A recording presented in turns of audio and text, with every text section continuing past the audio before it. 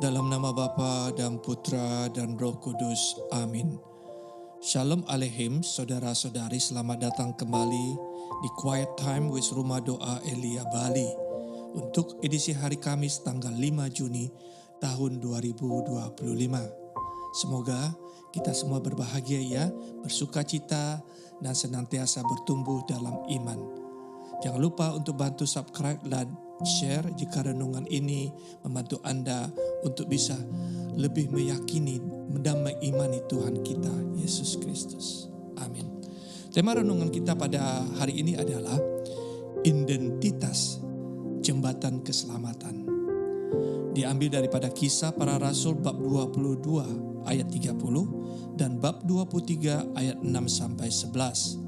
Dan Injil Suci menurut Yohanes bab 17 ayat 20 sampai 26. Saudara-saudari yang terkasih, dalam sebuah ruang pengadilan mahkamah agama, suasana terasa menegangkan. Paulus, seorang tahanan, bukan hanya menghadapi ancaman hukuman, tetapi juga dari dua kelompok berpengaruh yang bersatu dalam satu tujuan, yaitu menjatuhkannya. Saduki dan Farisi, dua kelompok yang selama ini berbeda pandangan, kini bersatu melawan satu orang. Namun, satu kalimat yang keluar dari mulut Paulus mengubah segalanya. Ia berkata, "Aku orang Farisi, keturunan Farisi. Aku diadili karena aku mengharapkan kebangkitan orang mati." Saudara, kalimat ini bukan sekedar pernyataan sebuah asal-usul, tetapi adalah strategi yang penuh hikmat dan juga pengakuan jujur yang menyentuh inti identitas dan iman. Seketika, persatuan palsu yang dibangun atas dasar kebencian kepada Paulus pun hancur. Orang Saduki dan Farisi kini kembali terpecah belah. Bukan karena Paulus yang memecah belah mereka, tetapi karena ia mengingatkan siapa dirinya dan siapa mereka yang sebenarnya.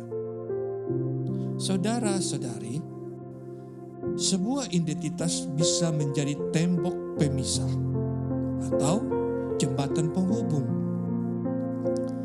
Paulus memahami kekuatan identitas sosial. Ia tahu bahwa manusia cenderung membela mereka yang satu kelompok. Dengan menyatakan dirinya sebagai seorang Farisi, Paulus memindahkan posisi dari musuh bersama menjadi bagian dari kami. Situasi orang Saduki dan Farisi inilah adalah gambaran nyata sifat dari manusia yang cenderung mencari pengakuan, ingin merasa diakui dan dilindungi oleh kelompoknya. Paulus memanfaatkan struktur psikologi ini untuk menunjukkan bahwa dirinya bukan musuh, tetapi adalah saudara seiman. Namun lebih dalam lagi, saudara-saudari, ia tidak hanya berkata, "Aku bagian dari kalian," tetapi lebih tepatnya berkata, "Aku percaya seperti kalian." Dan disitulah empati mulai tumbuh. Saudara-saudari, apa yang terjadi bukan sekedar kecerdasan Paulus sebagai manusia, tetapi adalah penggenapan dari sebuah kekuatan doa yang jauh lebih besar, yaitu doa dari Tuhan Yesus di malam sebelum sengsaranya. Dalam Injil Suci menurut Yohanes yang kita renungkan hari ini, Yesus berdoa, "Dan bukan untuk mereka ini saja aku berdoa, tetapi juga untuk orang-orang yang percaya kepadaku oleh pemberitaan mereka, supaya mereka semua menjadi satu, sama seperti Engkau ya Bapa di dalam aku dan aku di dalam Engkau. Doa ini hidup dalam diri Paulus, saudara-saudariku. Ia bersaksi di hadapan musuh-musuhnya. Ia tidak sendiri, Roh Kudus menyertainya. Ini adalah buah dari doa Yesus sendiri bagi seorang murid dan juga bagi orang-orang yang percaya yang telah dipersiapkan untuk bersaksi di tengah ancaman. Tuhan Yesus telah berdoa bukan hanya agar para murid diberi kekuatan, tetapi agar kesatuan mereka dengan Allah menjadi kesaksian yang hidup bagi dunia.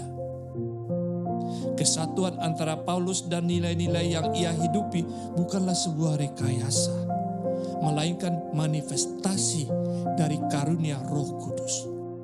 Ia tidak menjawab hanya atas dasar logika saja, tetapi roh hikmat dan roh pengertian hadir menyertai Paulus.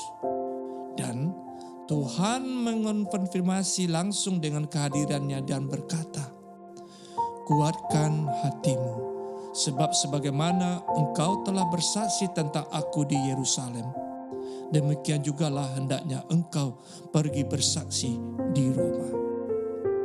Saudara-saudari, kisah Paulus ribuan tahun yang lalu juga kita bisa lihat di dunia saat ini, di mana ada orang-orang yang mungkin sama seperti orang Saduki, orang Farisi, yaitu kelompok orang-orang yang berbeda ideologi, saling curiga dan mudah bersatu dalam membenci mereka yang dianggap berbeda. Tetapi seperti Paulus, kita dipanggil untuk menjadi jembatan, bukan dengan kompromi, tetapi dengan keberanian menghidupi identitas sejati kita dalam Kristus.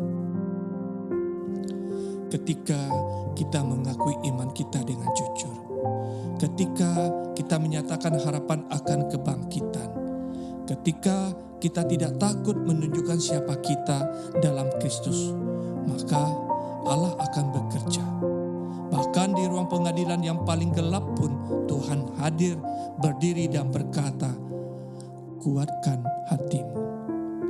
Saudara-saudara yang terkasih, doa yang Tuhan Yesus sampaikan adalah doa yang terus mengalir dalam sejarah iman umat manusia. Dimulai dari ruang atas tempat perjamuan terakhir, ke ruang mahkamah agama, hingga ke ruang-ruang batin terdalam dalam relung kehidupan kita sehari-hari. Identitas dalam Kristus adalah sebuah anugerah dan panggilan.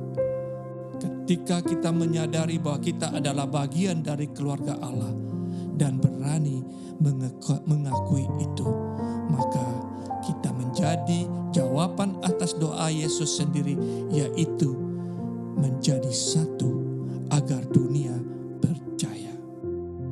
Amin.